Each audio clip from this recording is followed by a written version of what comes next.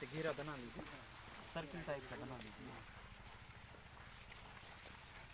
देखिए, हम आपको एक वैश्विक समाधान को लेकर एग्रीकल्चर के ऐसे मॉडल पर डिस्कस करने जा रहे हैं जो अपने आप में एक तो सस्टेनेबल है, बायोडिस्पोजेबल है और इकोनॉमिकल वायबल भी है।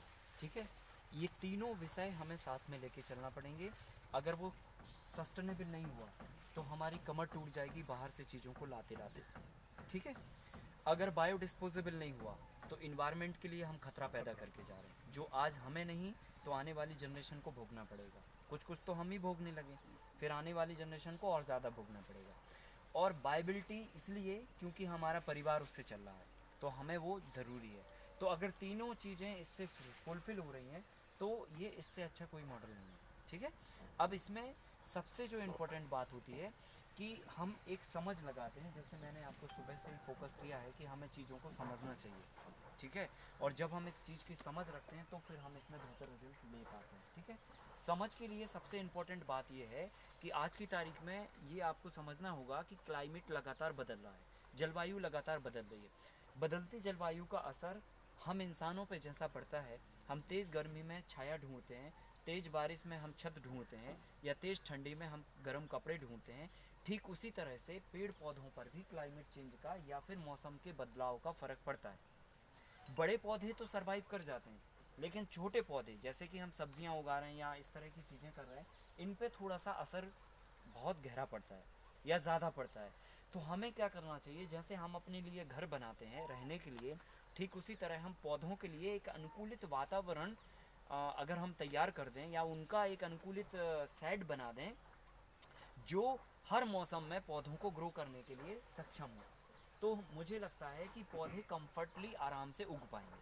और उसी थीम को लेकर मैंने ये अपना एक फार्मूला तैयार किया है, एक इन्वेंशन किया है जिसको हम मल्टी लेयर फार्मिंग भी बोलते हैं।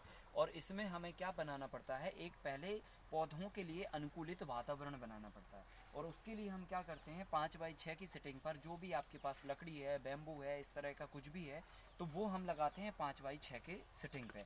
5x6 पे लगाने के बाद फिर हम क्या करते हैं, चारों तरफ से एक आड़ा बैम्बू बनाते हैं जो पूरी बॉर्डर पे कॉर्नर टू कॉर्नर ऐसे चारों तरफ मूव करता है। ठीक है, तो वो बैम्बू लगाने के बाद हम क्या करते हैं, बाहर से इसको स्टे देते हैं। ठीक है, क्योंकि अगर ये ऐसे खड़ा रहेगा तो किसी भी तरफ की हवा आएगी तो वो मूव हो सकता है। तो हम क्या करते हैं कि चारों तरफ उसको खींच के अपोजिट डायरेक्शन में ऐसा खींच के बांधते हैं। तो उससे क्या होता है कि ये खिंचाव ले लेता है चारों तरफ से। अब फिर हम अंदर से वायर बांध के और इसको अंदर से लॉक कर देते हैं। तो स्ट्रेट वायर वहाँ से लेते हैं और बैम्बू टू बैम्बू ले जाके लास्ट में लॉक कर देते हैं। ऐसे हर एक रो से हम लॉकिंग कर देते हैं। फिर क्रॉस में हम आधा फिट के अंतर से ये 20 गेज का वायर बुनते हैं। सो ये आधा आधा फिट पे होता है, ये आधा आधा फिट पे ऐसे होता है, ये जाला बुन जाता है पूरा। जाला बुनने के बाद हम क्या करते हैं कि इस पर घास डालते हैं, जो खरपतवार होती है हमारी, जनरली हमारे खेतों में होती है, और हम उसे जला देते हैं, या तो काट के सुखा देते हैं या तो फिर बीटी साइड डाल के उसे ख़त्म कर देते हैं। हम उस घास को पतला पतला इसके ऊपर डाल देते हैं। सो इससे क्या होता है, आधा धूप और आधी छाया का एक इन्वायरमेंट क्रिएट होता है, और आधी धूप और आधी छाया में पौधे एक अनुकूल वातावरण महसूस करते हैं और उनको उगने में सहूलियत होती है। या हम उल्टा ये भी कह सकते हैं कि अगर मौसम बदलता है तो मौसम के बदलाव का फ़र्क नीचे फसल पर नहीं पड़ता है, और ये काफ़ी अच्छा होता है, या ये कह सकते हैं कि इससे उत्पादन भी अच्छा होता है, या पौधा अपनी क्षमता पर फिर कार्य कर पाता है। ठीक है, तो ये हमने तैयार कर दिया। अब हम क्या करते हैं, इस पर सेटिंग करते हैं फसलों की।